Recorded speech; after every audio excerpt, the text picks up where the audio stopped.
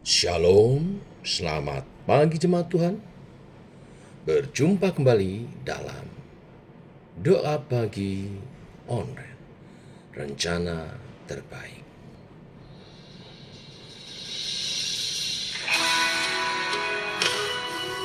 Kami percaya rencanamu selalu yang terbaik dalam hidup kami, Tuhan.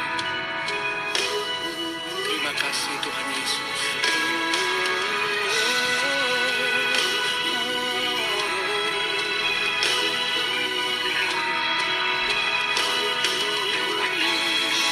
Semua yang terjadi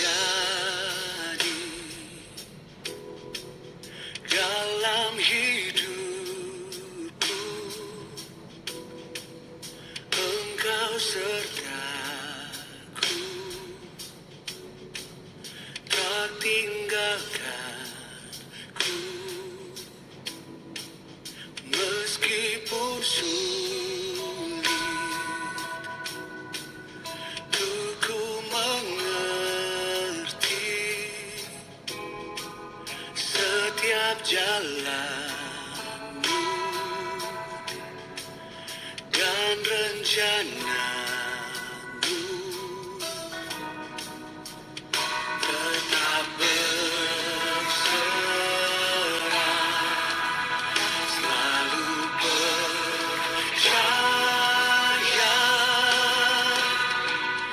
lebih tinggi dari pikiranku. Ajaib heran segala perbuatanmu mendatangkan kebaikanku.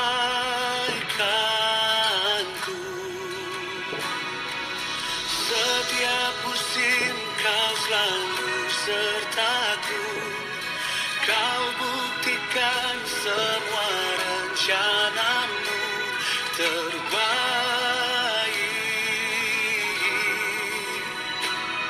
di dalam hidupku.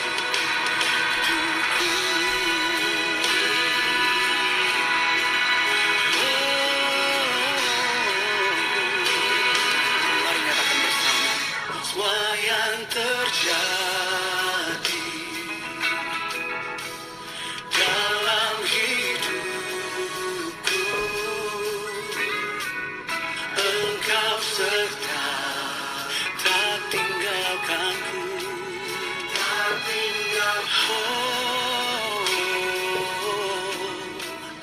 meskipun sulit ku mengerti setiap jalanmu dan rencanamu tetap berserah, selalu percaya lebih tinggi dari pikiranku. Ajaib heran segala perbuatanmu mendatangkan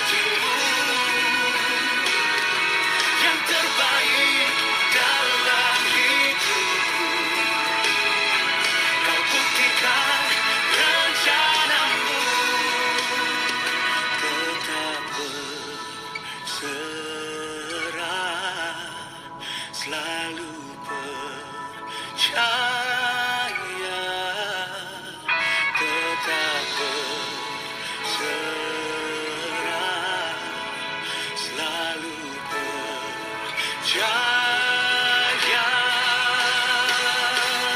lebih tinggi dari pikiranmu, ajaib heran segala perbuatanmu mendatangkan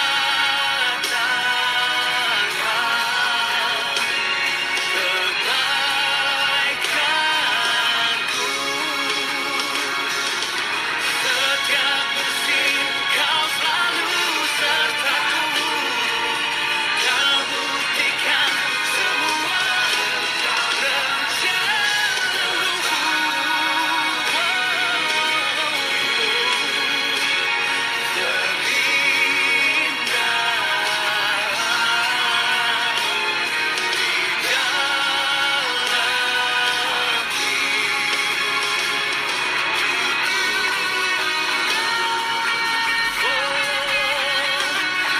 dalam hidupku terbaik rencanamu.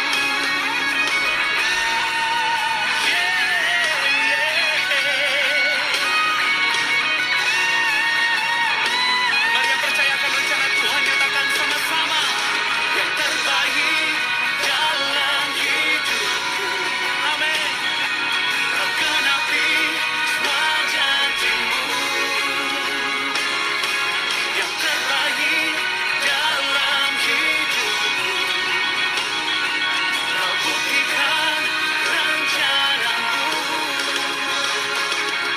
Yang terbaik dalam hidupku,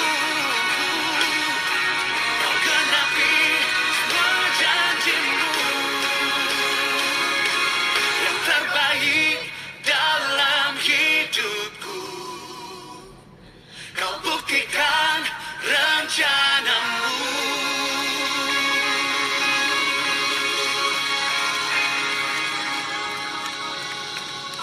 Tiba waktunya untuk kami merenungkan firman-Mu. Firman-Mu lah suluh dan terang bagi jalan kami. Berfirman Tuhan, terangi jalan kami, tuntun langkah kami. Dalam nama Tuhan Yesus Kristus. Amin. Bapak Ibu, kita lanjutkan renungan firman pagi hari ini. Markus pasal 15 ayat 20 sampai 32. Demikian firman Tuhan. Sesudah mengolok-ngolok dia, mereka menanggalkan jubah ungu itu daripadanya dan mengenakan pula pakaiannya kepadanya. Kemudian Yesus dibawa keluar untuk disalibkan. Pada waktu itu lewat seorang yang bernama Simon, orang Kirene, ayah Alexander dan Rufus, yang baru datang dari luar kota. Dan orang itu mereka paksa untuk memikul salib Yesus. Mereka membawa Yesus ke tempat yang bernama Golgota, yang berarti tempat tengkorak. Lalu mereka memberi anggur bercampur mur kepadanya, tetapi ia menolaknya. Kemudian mereka menyalibkan dia. Lalu mereka membagi pakaiannya dengan membuang undi atasnya untuk menentukan bagian masing-masing. Hari jam 9 ketika ia disalibkan. Dan alasan mengapa ia dihukum disebut pada tulisan yang dipasang di situ, Raja orang Yahudi. Bersama dengan dia disalibkan dua orang penyamun, seorang di sebelah kanannya dan seorang di sebelah kirinya. Demikian genaplah nats Alkitab yang berbunyi, ia akan terhitung di antara orang-orang durhaka. Orang-orang yang lewat di sana menghujat dia, dan sambil menggelengkan kepala mereka berkata, "Hai kamu yang mau merubuhkan bait suci dan mau membangunnya kembali dalam 3 hari, turunlah dari salib itu dan selamatkanlah dirimu." Demikian juga imam-imam kepala bersama-sama ahli Taurat mengolok-olokkan dia di antara mereka sendiri, dan mereka berkata, orang lain ia selamatkan, tetapi dirinya sendiri tidak dapat ia selamatkan. Baiklah Mesias, Raja Israel itu turun dari salib itu, supaya kita lihat dan percaya. Bahkan kedua orang yang disalibkan bersama-sama dengan dia mencela dia juga. Sampai di sini pembacaan kita. Bapak Ibu, jemaat Tuhan. Firman hari ini berbicara tentang memikul salib. Yesus dibawa keluar untuk disalibkan. Yesus memikul salib menuju Golgota. Tempat tengkorak adalah bagian terakhir dari perjalanan penderitaan Yesus. Bagian akhir yang kita kenal dengan Via Dolorosa. Saya menyoroti seorang yang bernama Simon dari Kirene. Seorang yang baru datang dari luar kota. Tiba-tiba saja dipaksa memikul salib Yesus tanpa tahu ujung pangkalnya. Bukankah ini dengan tepat menggambarkan rona kehidupan kita kadang-kadang, di mana tiba-tiba saja kita seperti dipaksa ke atas bahu kita, entah dari mana dan dengan alasan apa, datang masalah dan penderitaan. Perjalanan hidup ini tidak pernah lepas dari yang namanya penderitaan, bukan? Siapapun kita pernah mengalami yang namanya penderitaan. Walaupun kita adalah orang percaya, kita juga tidak pernah dijanjikan Tuhan untuk hidup tanpa masalah, hidup tanpa pencobaan. Seperti Simon, tiba-tiba harus memikul salib Yesus. Tetapi firman hari ini mengajar kepada kita, salib seperti itulah yang kadang-kadang justru mengubah seluruh perjalanan hidup kita ke depan.